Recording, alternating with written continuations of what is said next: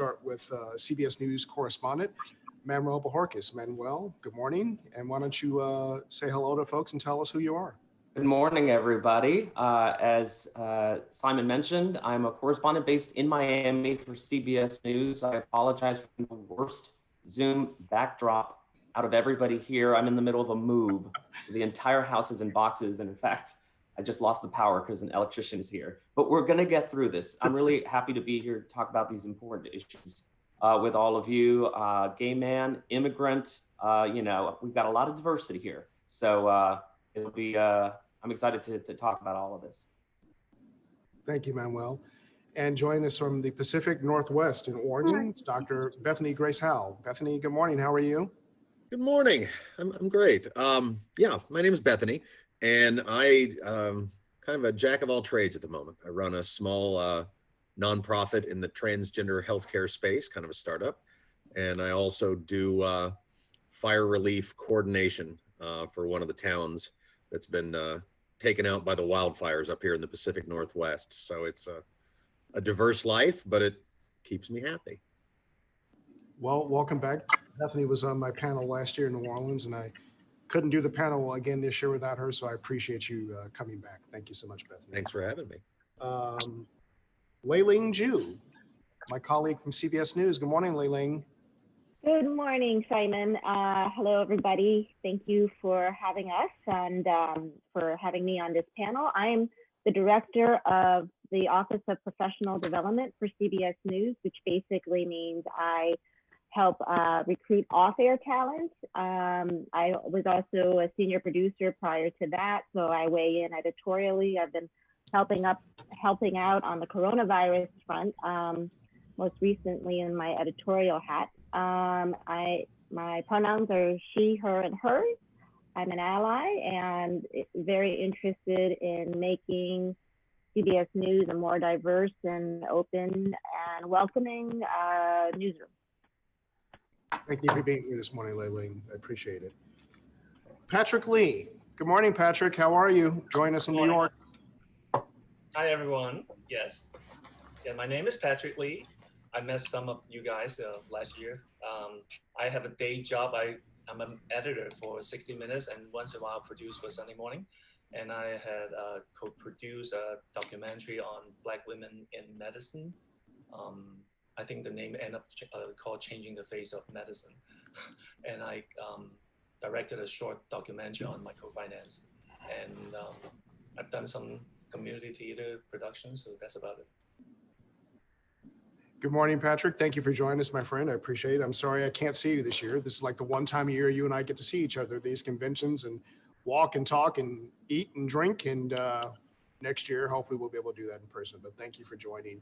I really appreciate it. Patrick is also on my panel last year in New Orleans. And last but not least, and I did this alphabetically, Jill Schlesinger. Jill is a CBS News Money Watch contributor, and she just joined. No. Oh, I apologize. I apologize. My title, I apologize. I'm so sorry. That's all right. I'll do my own bio. Don't worry about it, man.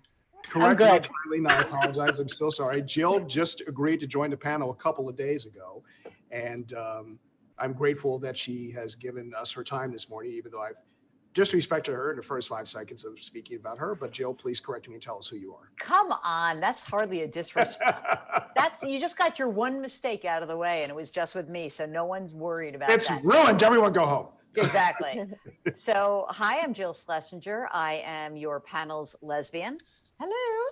And I am the business analyst at CBS News, so I report on business, the economy, personal finance across all the CBS platforms, specifically and mostly for CBS This Morning, for evening news, for NewsPath, and on radio.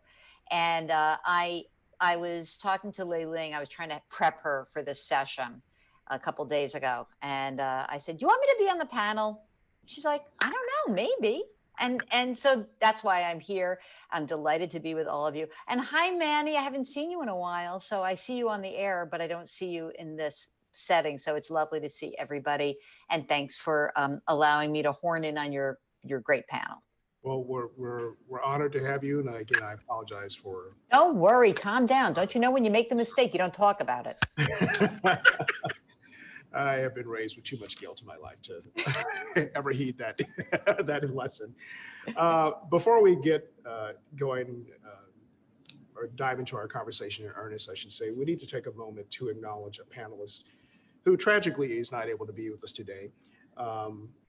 Monica Roberts was supposed to have been a panelist for this conversation. And give me 1 second, I need to share something on my screen. I apologize if I can make this screen.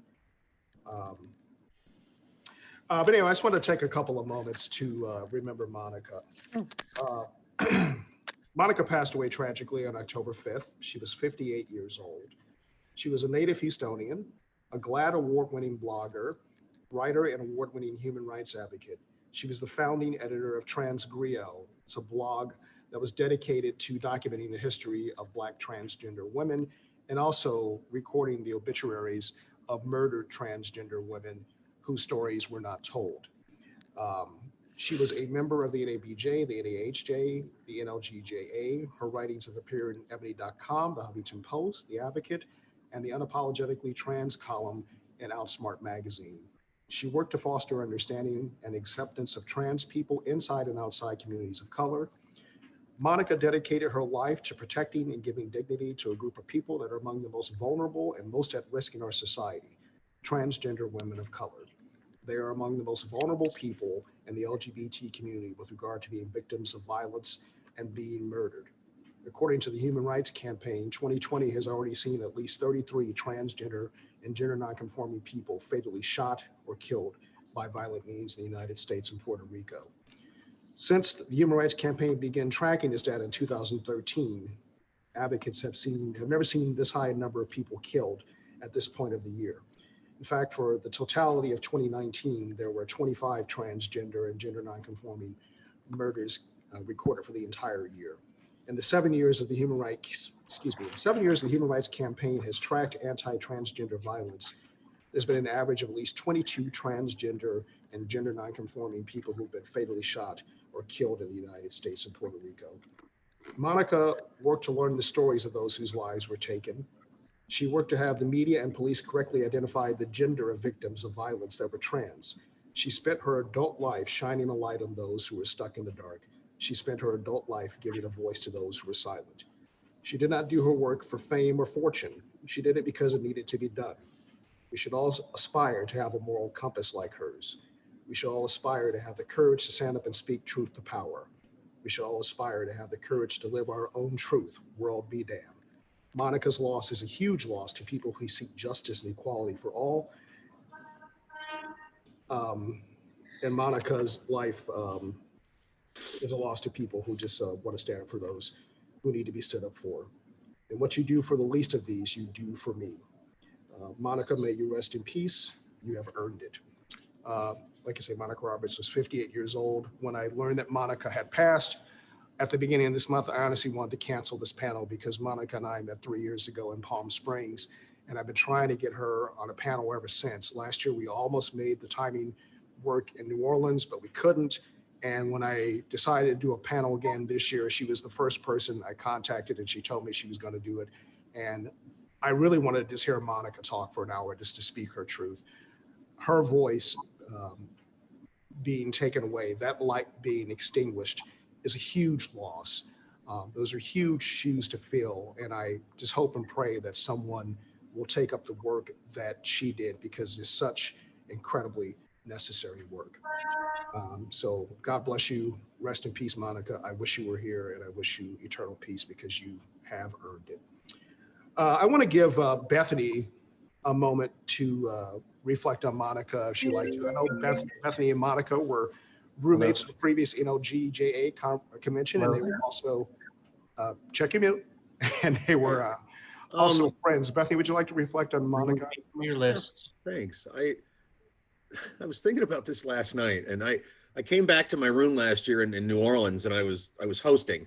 And so there was just a lot going on, and I kind of wanted to come back to the room and just collapse. And Monica was there, and before I even realized it, we were talking, and I wasn't tired. And man, she was worked up, she was agitated, she was angry. I had made the mistake of bringing up the Houston football team's loss to Buffalo in 1993. And the reason I mention this is because she was so much more than just her cause. She was passionate about everything. And it was so much fun to be with her. It was energizing to be with her. But I think one of the things, and I understand this, but I think one of the things that I saw touched on very little when I saw the memorials to her was just all the other parts of her identity that had nothing to do with her being trans. Just a rabid sports fan, man, a crazy Texan. I say that being the descendant of a lot of them. And I guess just what she reminds me, and what I would want to remind all people, is just that everybody is so much more than just, and I know this is a cliche, but everybody's so much more than just a label. And Monica, just the two things that she were so out front, transgender and African American. And yet, just as I sat there last night, just kind of thinking about Monica, the first thing that popped into my head was her anger over a football game that was 27 years ago. And she still remembers the score each quarter of the game. And so I just, she was a remarkable woman and a remarkable friend. And I miss her a lot. Thank you, Bethany. Ling, I know you also had a relationship with Monica. You want to say a few words? Absolutely. As part of my job, I have the pleasure of being able to attend most of the conventions, NABJ, NAHJ, NLGJA, AAJA, and honestly, it was such a gift to have had the opportunity to get to know Monica. I think I first heard her speak on a panel at NLGJA, and I was just blown away by her intelligence, how she just opened up, I think, certainly my mind, and helped me, just appreciate and understand in deeper ways, a lot of things. And sort of speaking to what Bethany was saying, not just about being Black and trans, but so many other avenues, so many other things that she kind of opened up. And I mean, it's still really shocking that she's gone, because she's just so full of life, and it's painful to even think that she's gone. But each year, I feel like I just sort of sucked her dry of her information, her intelligence, her wisdom. I would just soak it up. And I was so excited also about, Simon, you pulling this together with Monica. I know how you feel. I'm so happy we're doing this, and remembering her.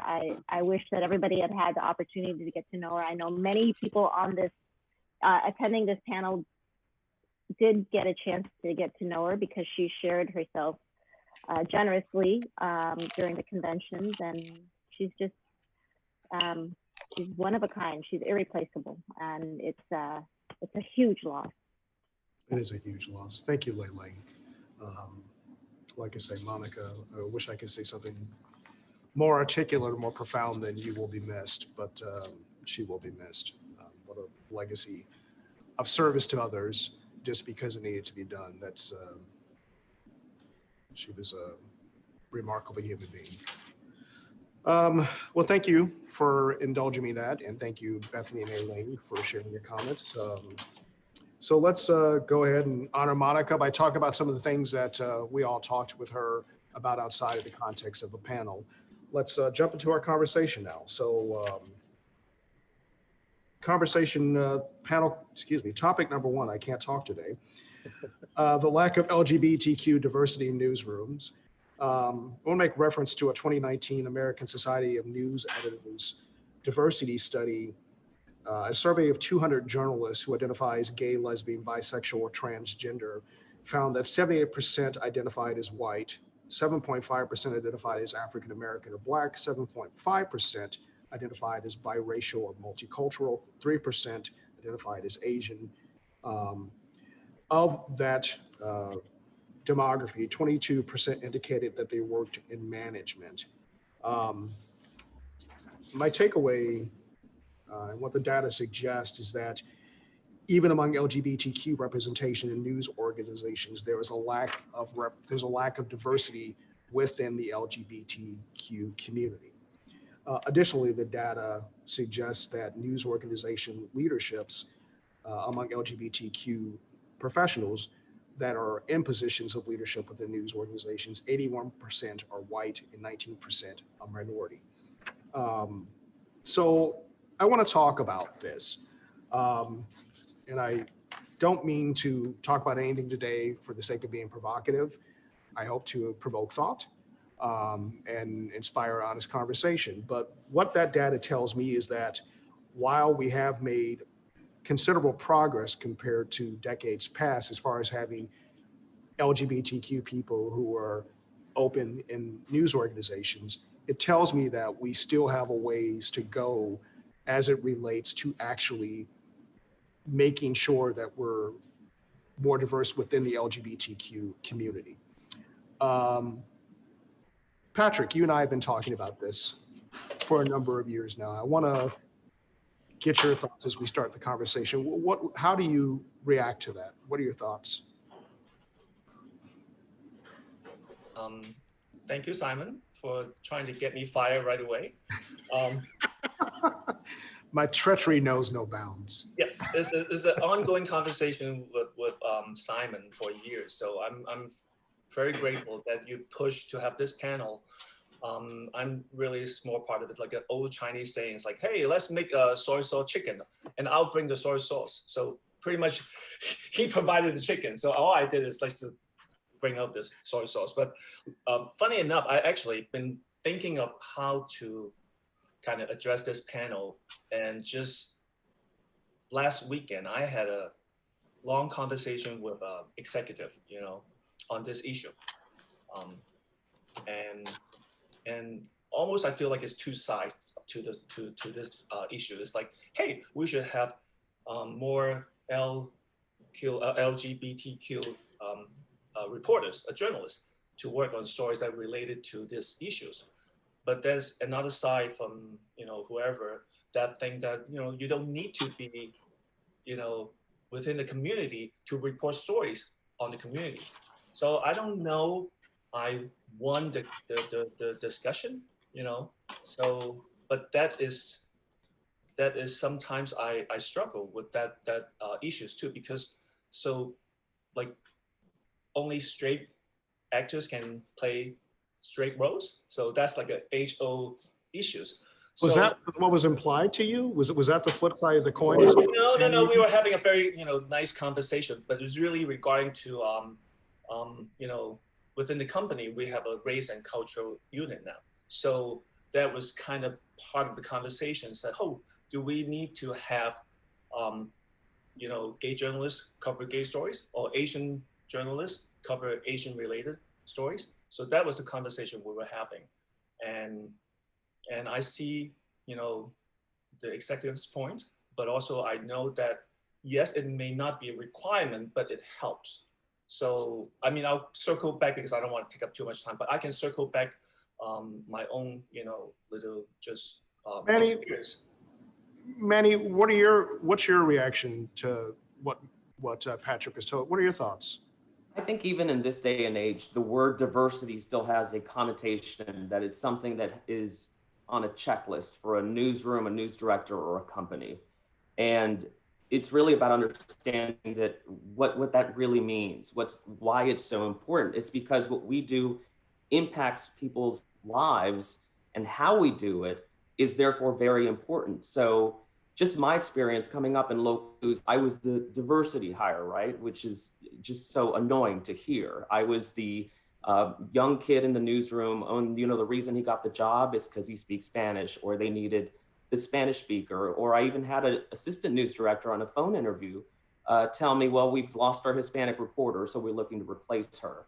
And, you know, I let it slide because I wanted the job. But the thing is that once I got in there and people were saying, well, you know why you got hired? It's like, well, no, you realize why it's important that I got hired, because now that you need somebody to translate an interview for you, or to go to the border to do a story about immigration, or to try to get somebody to open up who's not going to talk to you because you're not a Spanish speaker, now you realize why it's important. And so that's just my experience with my background. But I guess what I'm trying to say is that we still need to really broadcast to the world what diversity really is and why it's important. It's not just so you can check it off your to-do list as a corporation. It's because it matters, and it's because the backgrounds of the people, not just the reporters, but the producers, the editors, everybody up and down, those backgrounds, that input that you bring to a story is why it's important. Well, that's why when you were saying a moment ago, you know, it was good that you were hired because you could translate or you can go, but I mean, but your value to that news organization was beyond just your academic or intellectual capacity. It's your life experience, your empathy, you know, walking in the shoes of being a gay Latino man that probably no one else in that newsroom could understand or relate to. So while I do totally understand that, yeah, you don't need a Black person to cover every Black story. You don't need, you know, you don't need an Asian person to cover every Asian story. There is something to be said about appreciating diversity just because people can help you bring an empathy and an understanding to a topic that maybe someone who is not of XYZ demographic can't do. Jill, what are your thoughts? It would be helpful if I could unmute. My thoughts are that the numbers are really startling. I was the accidental diversity hire, frankly. Nobody knew that I was gay when I came into the organization back in 2009. But I think what's really fascinating about these diversity conversations, and I have it with corporate America, with people in the C-suite in those organizations, is that, you know, as you guys have all said, that, you know, we're not trying to check boxes. We're actually trying to have more robust organizations that produce better outcomes. And in the news, certainly in the news business, in journalism, the more diverse your voices are, the better the program you're going to create. And that diversity is color and it's gender, but, you know, it's also socioeconomic. I once walked around one of our newsrooms and I looked around and I said, who could really afford to be living in New York City on $36,000 a year? You know, who are these kids? You know, so either they've got horrible lives living with a gazillion people, or they're basically wealthy kids whose parents are helping to float their first job. Nothing against that. I'm a wealthy kid, so I was happy to have the money and the back stuff. It's just that you're not going to have the same approach to a story. And I think it's funny, in corporate America, they trot out all these ridiculous studies like, you know, if you have 3 women on the board, it's a better performing organization. It's almost like, do I need to have metrics to prove that you should be doing the right thing? It totally goes up my ass when anyone says things like that. And the answer is that for a lot of corporations, it does work. Because if you show these ding-dongs a number that says, hey, you could be more profitable if you have a more diverse organization, that's about the only thing they care about. So I'm willing to do both. I'm willing to like induce the guilt and say, do the right thing. But I'm also willing to say, and by the way, doing the right thing makes your organization more profitable, more robust, and you create better products and outcomes. I couldn't agree with you more. I've had this conversation with some people inside CBS and folks outside. In a day and age where it's harder for traditional broadcast networks to attract people for appointment television for news programs, our numbers are down compared to what they used to be. That's just the reality of living in this digital age we have. It seems like it makes sense to me to have a bigger tent, have your organization be the organization that is synonymous with constantly doing stories about gay people or communities of color, so that those people feel like oh, that organization gets it. If I am going to tune into a traditional broadcast network, I'm going to tune into yours. It just seems like it's good business to make your product more appealing to a wider spectrum of people. I don't know. I'm looking at the time.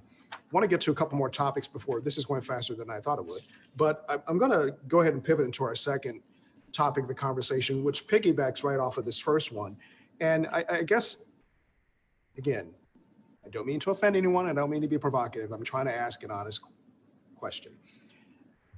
Do we need to look at hiring? Do we need to reevaluate having a greater perspective in LGBTQ perspective in news divisions or news entities, being the perspective of someone other than the gay white man? And just because you are gay, that does not eliminate some challenges with white privilege. There, I said it. Ling, what are your thoughts about that? Oh, great. Give me the easy Hot one. potato, hot potato. I think Manuel wants. No, go ahead. Look, your point is so well taken, Simon. Honestly, you know, there. Going back to sort of what Patrick was saying, you know, with the executive who said, you know, you don't have to be gay to cover a story about the LGBTQ community. You know, look. So say you have someone on your staff who was a firefighter, and of course you're going to say, oh, look, these wildfires, we're going to send that person. I mean, obviously your life experience is going to bring so much to the table that's so much richer, so much deeper, so much the nuance that you can't just parachute in and understand. That perspective is going to make the story richer. It's going to understand the gray areas, that it's not going to be, you know, this sort of, okay, this is what we know about Black and trans, and that's what we're going to cover now because that's all we have. But if you have a Monica, which I wish we still had, that depth that she brought to her coverage, that knowledge, that understanding, that access, you can't compete with that. There's no way to play catch up. And so you're behind, you're running behind as a news organization if you're not both diverse and inclusive. I know we keep talking about diversity, but we're not talking about inclusion, and that is critical. I mean, you can't check off the box, I've got this, this, and this, and then say, oh, okay, I've done my job. You know, if you're not making editorial decisions that involve those diverse voices as part of the decision making, then you failed still. You're still far behind. And so it just speaks to the opportunities that lie there waiting for your news organization to be better, to be richer, to be more robust in your reporting, to be more effective and relevant.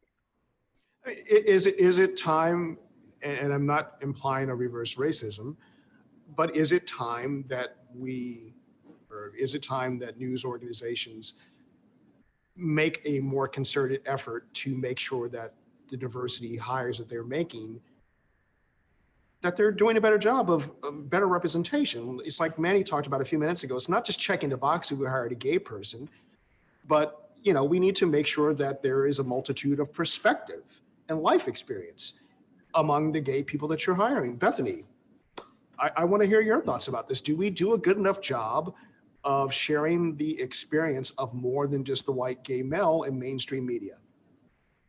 I don't think so. And what I mean, and what I can say is that, and this kind of again goes back to Monica, is that I think a lot of times when we report on communities of color, when we report on LGBT communities, especially that intersectionality, it becomes, it's a topic, but it's not a culture. It's not a broader discussion of who these people are.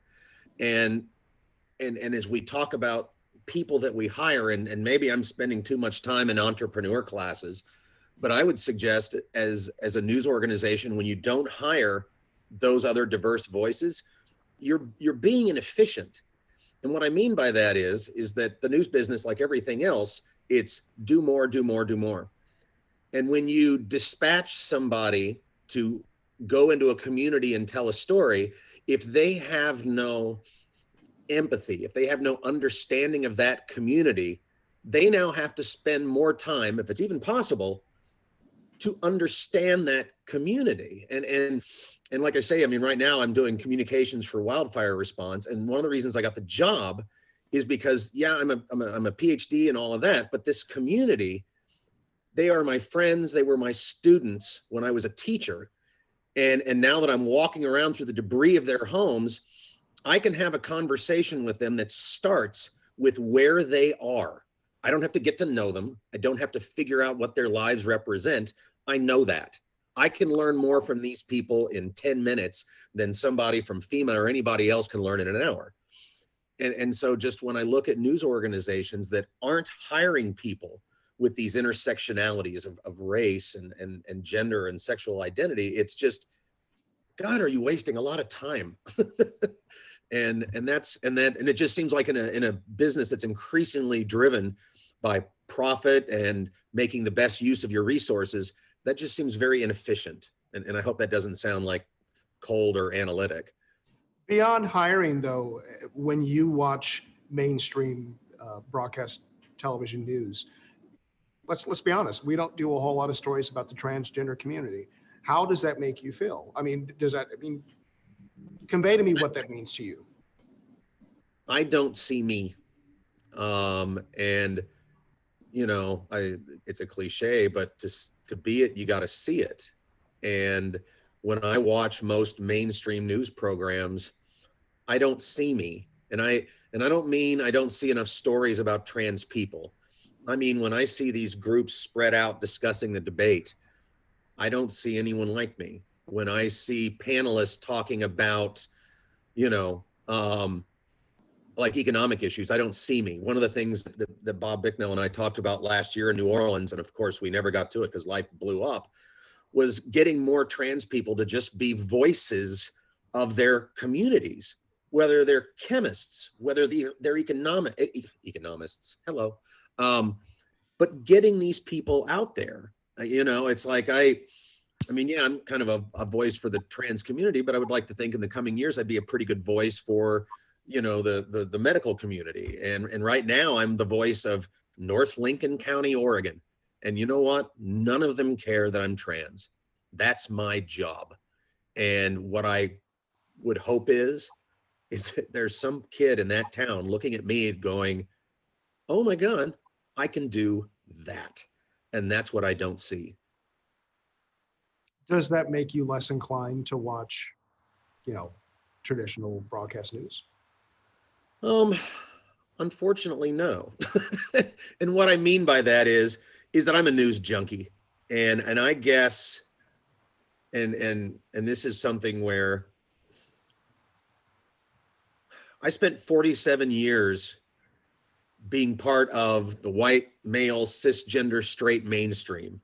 The fact that I've transitioned and I'm now suddenly cognizant of all these things that I was missing, for me now suddenly to say, well, I can't be part of that, seems a little hypocritical. I was, quote unquote, the problem. I now need to be part of the solution, and you can't be part of the solution if you disengage. And so, no. Well, thank you for sticking with us. I hope we do a better job of telling stories in your community. Like, I love y'all. I want to keep talking about transgender issues. That's going to take us to our next topic of discussion. Can I just, for 1 second, Oh, I go just ahead, want Ling, to say, please. Bethany has so many great story ideas. If you're here and you're looking for good story ideas, go to Bethany. She's a font of information. She's also very uniquely qualified in being sort of an expert, not even sort of, she is an expert on so many different issues that you could care about. So I had to say that. Thank you. Well, I mean, thank you for saying that, Ling, but it's like, wait a minute, like Bethany is like a full human being. She's not just transgender. She has other things to talk about. No, thank you for saying that, Ling. But that does bring me to the next thing I want to talk about. And it's 2020, it's almost over, thank God.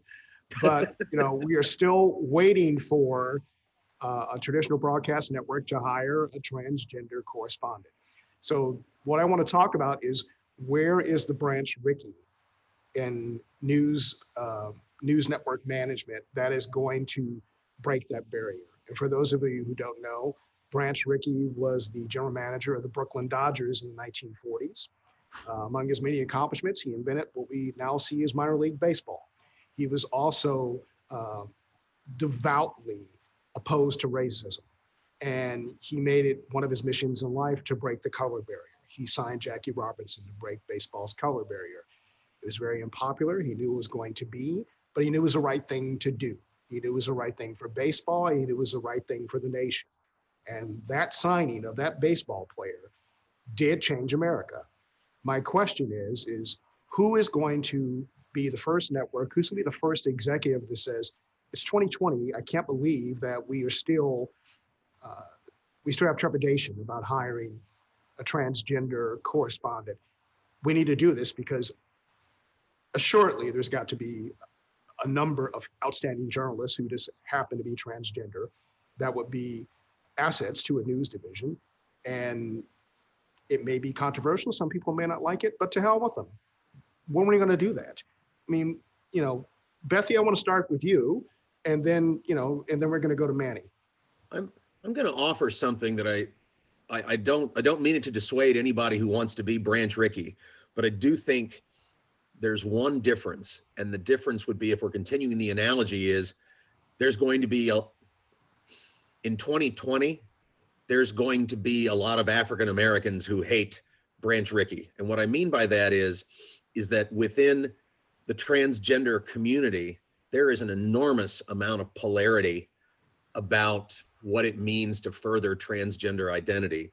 And what I mean by that is that I would wager that the first transgender anchor or transgender reporter is probably going to be somebody that passes, like Laverne Cox, somebody that you see and just, they have that label, but they don't, they're like, I mean, your reaction is, wow, I can't believe they used to be a fill in the blank. And the reason that's going to be polarizing for the community is that there's an image in the community that somehow that's the end of being trans. And what I fear is that someone who does that, and my goodness, I want them to do it, but someone in the transgender community is going to get angry and be like, oh, look, you picked somebody gorgeous. And I hate to say it, but that's kind of broadcast news. They pick attractive people. So I can see that, but I do worry. And, even I get this all the time. People ask me, so when you finally do fix that thing with your voice, will you be done transitioning? And it's like, yeah, I don't think I'm going to fix that thing with my voice. I'm a stand-up comedian. I'm a teacher, and I'm really good with it. So I don't think I'm going to fix what isn't broken, but thank you. And I mean, I have a pretty good sense of humor about it, but I do think, I mean, I want it to happen and I'm desperate for it to happen, but I think whoever does that had better be prepared to get it from both sides, because it's going to happen. And, whoever they pick had better have the moral fortitude every bit as intense as Jackie Robinson. Well, that's a good point, because Branch Rickey told Jackie Robinson when he signed him, he said, you have to promise me that for the first year, you will not respond to what is going to be horrific racism. And it was. And Jackie Robinson, for the first year, he took it all. He didn't respond. The second year, he had to kick a few people's ass, but it is what it is. But, I wonder if, well, I don't wonder. I mean, I think the question has to be raised is it worth the blowback? Is that just the course of doing business or doing something that needs to be done for getting us past this cultural hurdle? Manny, as an on-air correspondent, what are your thoughts? Yeah, I mean, I think that it comes with the territory, but that's how you get past it. And unfortunately, it's just the way of our world. And it's so disheartening in a way to hear Bethany say, yes, it's going to be great to see that person, but to worry about all the repercussions. I mean, it's just so sad to hear that. And that's just the world that we live in. Time, yes. And I would kind of flip the question around, and given that I came up, I didn't just jump straight to the network. I came up through many local news stations. I wouldn't just say, is it time for a network? I would say, is it time for that newspaper, that local station, that, online publication, whatever it is, to hire a trans person or more trans people, because it gives people an opportunity to come up. And hopefully the diversification of the way you can get on TV and, do documentaries that Patrick was talking about. I hope that there are more venues to make that happen. Jill, again, as an on-air correspondent, what are your thoughts about this? Well, it's very funny because I was thinking the same thing that Manny was, which is like, we don't have a farm system right now that can bring people up through the network. So using your Branch Rickey analogy, thank you, the lesbian coming in with the sports analogy. We're getting the cluck for our buck out of this break. Right? Come on now. So I think it really is about populating all of the various newsrooms with just diverse voices. And look, it's tough. Honest to God, if you really look at the numbers, you really are starting to try to find a little bit of a needle in a haystack. If you say, I need to find the greatest trans person who represents, I don't know, I think the Williams Institute said that that maybe the trans population's 1%, maybe 2% of the total population. That's an old number, I think, but let's just say it was 3%. Now you're looking for 3% of the population that actually is also in journalism and doing, so all these things, it becomes more of a mantra of how do we bring all these people in, all these different kinds of people in at all different levels. And it was interesting. I did my podcast. I was interviewing Sharon Epperson yesterday from CNBC, and I had her come on. She had to get like papal dispensation to come on my podcast from NBC. And I said, how'd you get into journalism? She goes, well, I'm writing on my school newspaper. And one of my teachers said that I should go into this internship program that was sponsored by this National Black Journalists Association that I never knew about.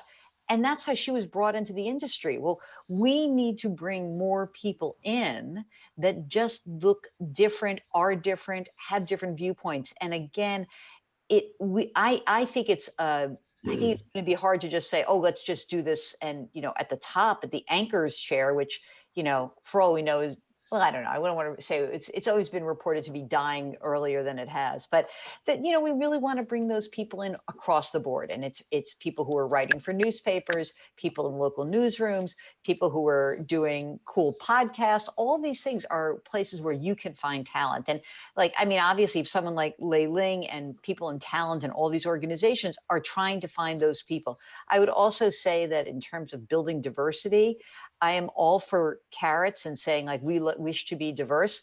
I think that management needs to hold itself accountable and say, if we don't hire diverse candidates, no one gets a bonus in this division. And just in response to that, I agree with everything you said, but I would say this. I think if somebody like CBS or one of these, what we call the legacy networks, found somebody and not only put them on the news, but the CBSN platform and all these different things. I will tell you, we'll do this. You will get a generation of young people that will see that, and for the very first time will think, oh my God, I can do that. And they will start to come to the pipeline. And I don't say that lightly. I used to, and I try to still get there still when COVID's not canceling it. I go speak every year at the high school journalism conference that they do twice a year. And I always go, and the most valuable thing a young person ever said to me was, I want to thank you for being normal. And I'm like, that is a word I don't hear very often. And I said, what? And she said, you're transgender. She said, you're a normal person. You're a teacher. You're a parent. She said, as near as I can tell, you drive a Toyota. She said, you're a normal person. Every transgender person I've ever seen is a celebrity or they're dead. She said, I don't want to grow up to be dead and I'm not going to be a celebrity, but I can be you. And that was the first time I ever realized that my simple existence in these high school journalism conventions meant something. And so that farm system, it's a chicken and egg thing. I think the first network to put somebody on, they are going to be a lightning rod for criticism, but they are also going to be a North Star for millions of kids who all of a sudden, it's just as Barack Obama showed African-American kids they could be president. This means that kids like me can be journalists.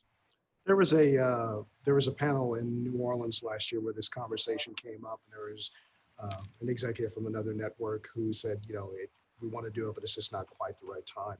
And there was a pretty fiery conversation that comment inspired. And look, I'm not naive.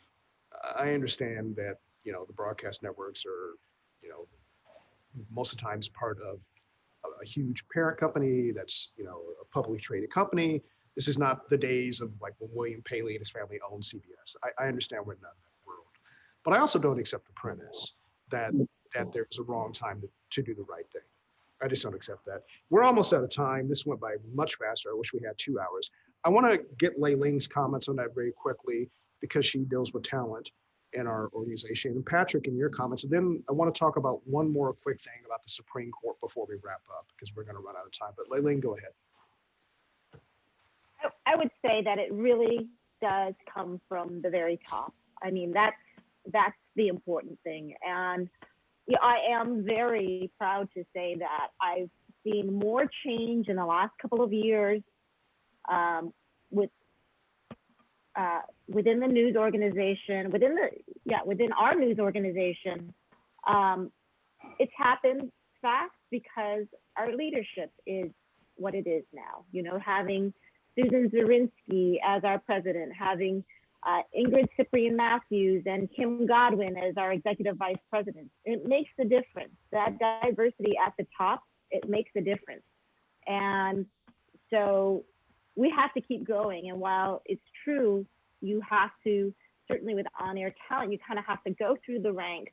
I know Eden Lane is moving her way, keeping an eye on her, but it also has to be within the organization off air as well. So it's all inclusive, I guess. It has to be, it's not just on air, it's also within the producing ranks and moving on up, because that's how it will happen.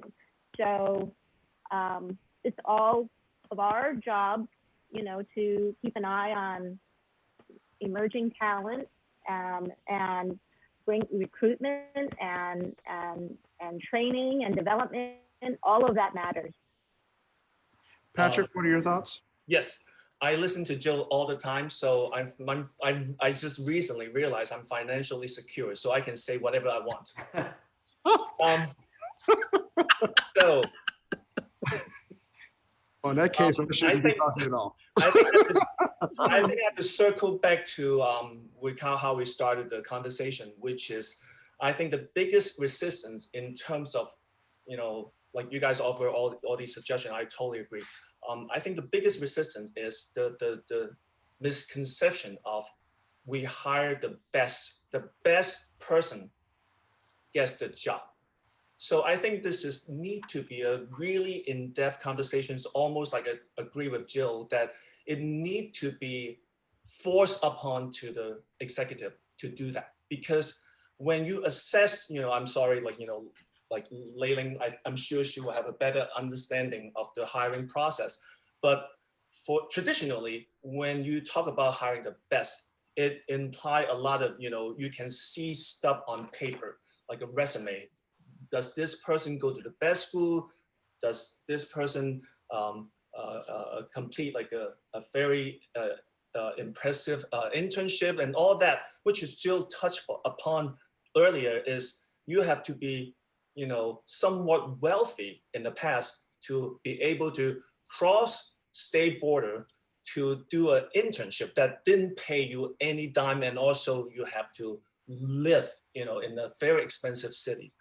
But for people who have to go to do 2 jobs while they putting themselves through college, parents are immigrants, and not have the privilege to do internship and still made it to a certain point, I'm talking about myself, then I consider myself the best. But that kind of best is never been able to make it to the resume. So I feel like that is a need to almost reconstruct the hiring process. I'm sure actually CBS has been doing that. So I have to give them a heads up. I mean,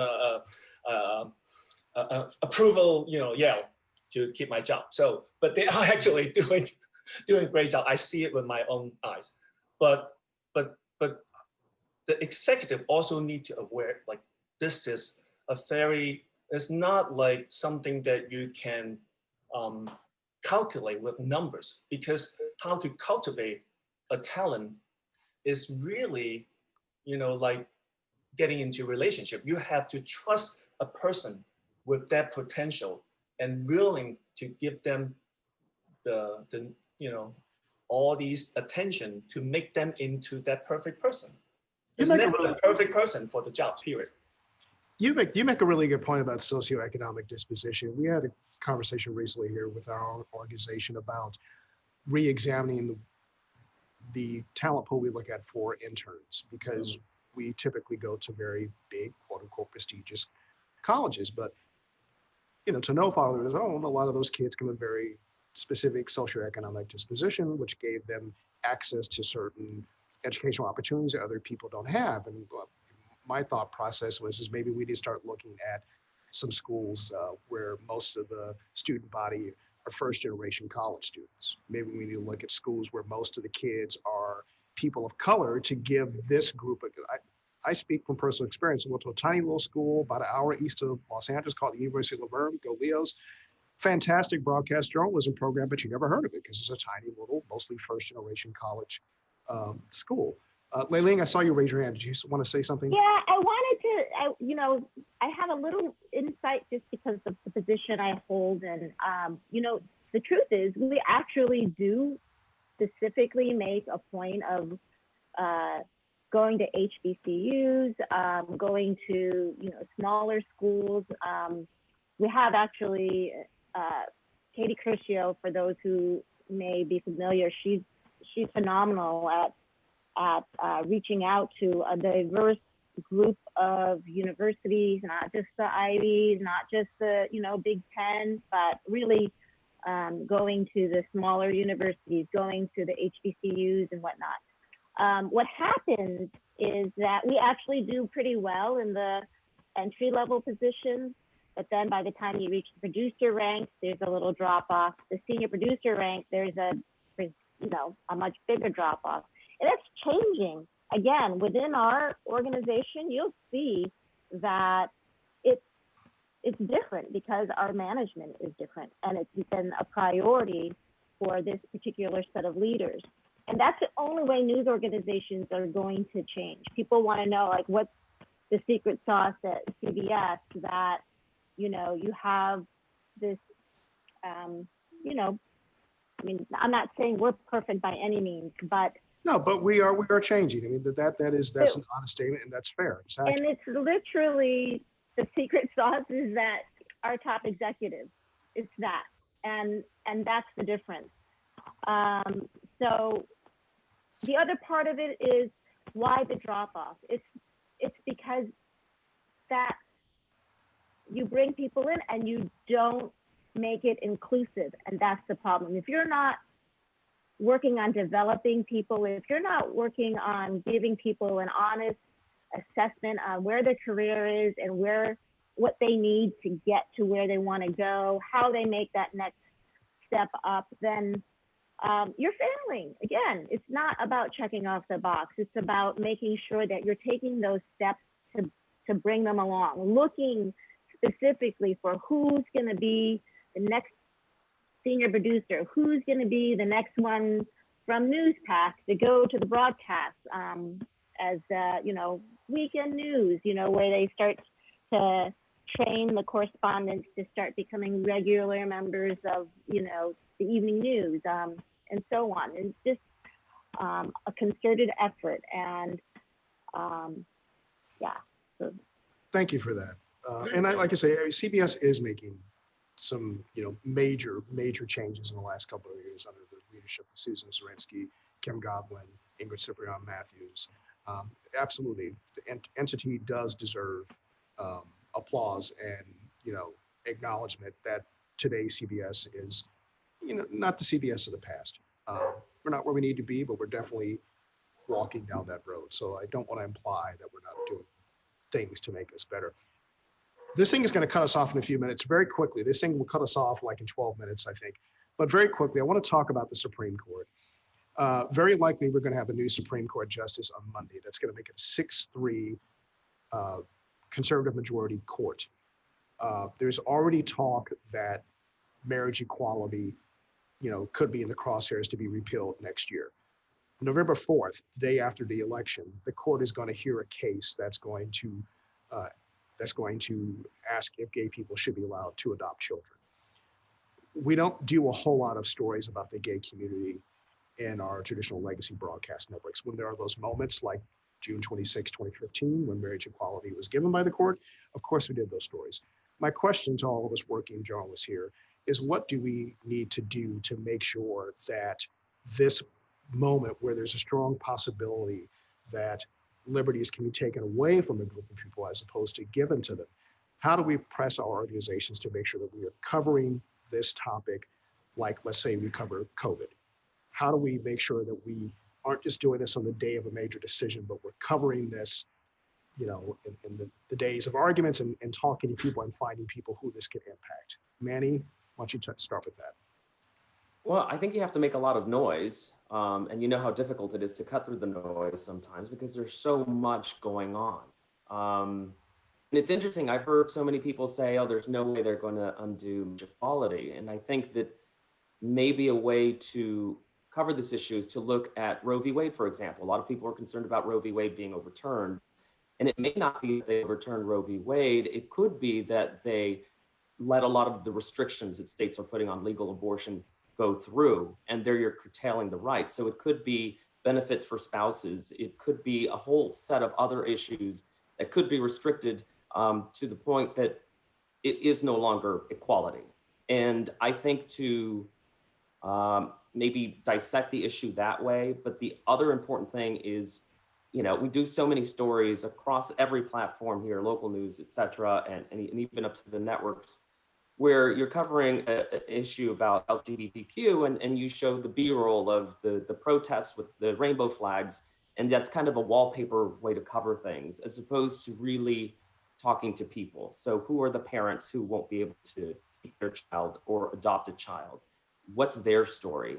And I think that, like when we covered childhood separations, we were there with them when they were finally reuniting, and just letting their stories breathe and have a chance to let the emotion show, really carry it across to an audience what's really at stake there.